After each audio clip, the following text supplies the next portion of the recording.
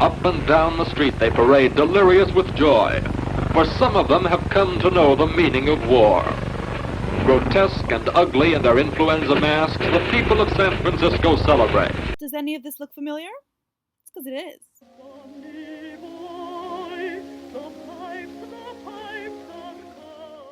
Hello everyone and welcome to another video. I'm Alex, your everyday neighborhood epidemiologist. So interestingly enough, more people died in the 1918 flu pandemic than in World War I. So that bloody, deadly war killed less people than a flu pandemic.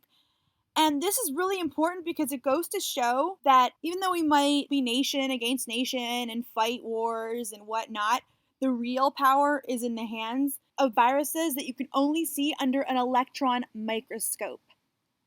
Think about it. It's insane. Epidemiology is such an important field where we could learn how to combat these diseases, which are honestly the greatest threat to humankind. So today's look is 1918 inspired. I looked at some old-fashioned magazines and put on a little bit of the kohl eyeliner, the rouge, the red lipstick. The 1918 flu pandemic killed an estimated 50 million people. That's 50. It started in the early months of 1918. Some say that it started in the later months of 1917. It is thought to have started in a military camp in the United States. It spread all over the world, to Europe, it spread to Asia, it spread ever you can think of. In World War I, with all the troops moving around all over the place, it was able to travel quite fast. Now, since we already had germ theory, by the time of the 1918 pandemic, they had lockdowns, just like they have now. They had fines for not wearing masks. Some of these fines were up to $100, which is like a ton of money in that time. They disinfected public telephones and all kinds of other objects. Some places limited social gatherings. They closed down schools. They closed down a lot of office buildings, a lot of businesses. People took to the streets to protest the restrictions, including the Anti-Mask League, which protested the wearing of masks.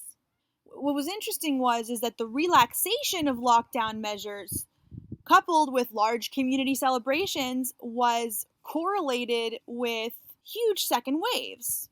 So, for example, you had Philadelphia that wanted to boost morale, so they wanted to make a parade, be like, we've beat this, we got this. And other cities, such as St. Louis, for example, they actually had very strict lockdown measures. They actually navigated the pandemic pretty well. So most places had a second wave, and some areas had a third wave in early 1920, so the total duration was about 2 years. What was crazy is that they were repurposing all kinds of other buildings that were not really being in use, like sports arenas. A lot of sports leagues actually canceled their seasons. And so they turned these huge stadiums and these huge community centers into hospitals and overflow areas where they had to take care of the dozens and hundreds and thousands of sick. So we're seeing a lot of that right now. Does any of this sound familiar? Well, it's because history is sort of repeating itself.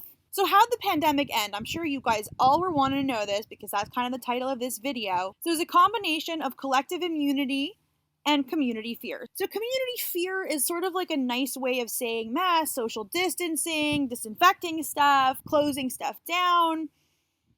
And then the collective immunity was as more people started to become immune, there were less people in the community that were able to infect other people. So it sort of was an optimization between public health measures to protect citizens, such as mass social distancing and stuff like that, and the building of collective immunity. So I talked last video about herd immunity. If you want to see this video, just click on the link right over here. The percent of people that need to be infected to sort of create a semblance of herd immunity to create the same effect is lower the stricter your public health measures are. What we saw was 20 to 30% of people maybe had got flu. Because there were these public health measures in place, there was a sort of mock herd immunity effect that was in place.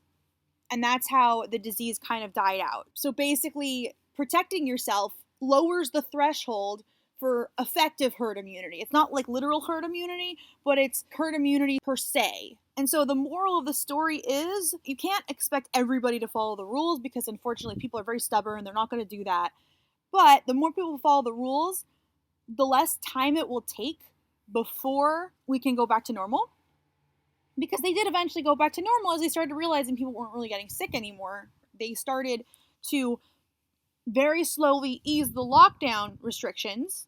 So a lot of countries have been taking a lesson from history by instituting these public health protective measures, and then eventually, as the number of cases starts to go down because the people that were exposed and got infected were either dying or recovering, so they would start to gradually open more stuff in phases. For those of you that are afraid that it's like a new normal and we're never going to be able to get back to the way it was before, take a page out of 1918's book and realize that there is a light at the end of the tunnel. All we got to do is follow these public health measures. If we don't, what seems to be a light at the end of the tunnel will just end up being a train. I'm always chasing rain. We have a disadvantage of the fact that there's much more travel between places than there was. So it's much easier to lose control of the pandemic. But at the same time, we have the social media and 24-hour news, which is a really great way to spread public health messages the government's trying to convey. We have the benefit of testing, which we did not have in 1918. We have better vaccine technology, which of course is going to help us hopefully to create a really good vaccine. And, there's many places that are currently developing one. It takes a while. They want to make sure that it's safe because that's very important. There's a larger research community. There's more money invested in scientific research. We have got apps that track exposure. We have more people with access to healthcare because now we have more universal healthcare systems and plans. And the most at-risk group in the United States, which is the 65 plus group, has access to Medicare in the United States. We have better personal protective equipment.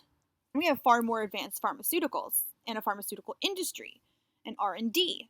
So we're in good shape. I mean, there's some aspects of COVID that are much more dangerous than the flu, but the flu is less contagious, and there are other factors about COVID that make it somewhat more dangerous. I'll be making a video about that. Be sure to stay tuned and check it out when it comes out. But I'm confident that we're in a better place now than we were in 1918 to take these lessons to heart and get back to normal in no time. All right, everyone, I hope you liked this video. And if you did, please give it a thumbs up and subscribe. Stay safe, stay healthy, and I'll see you next time.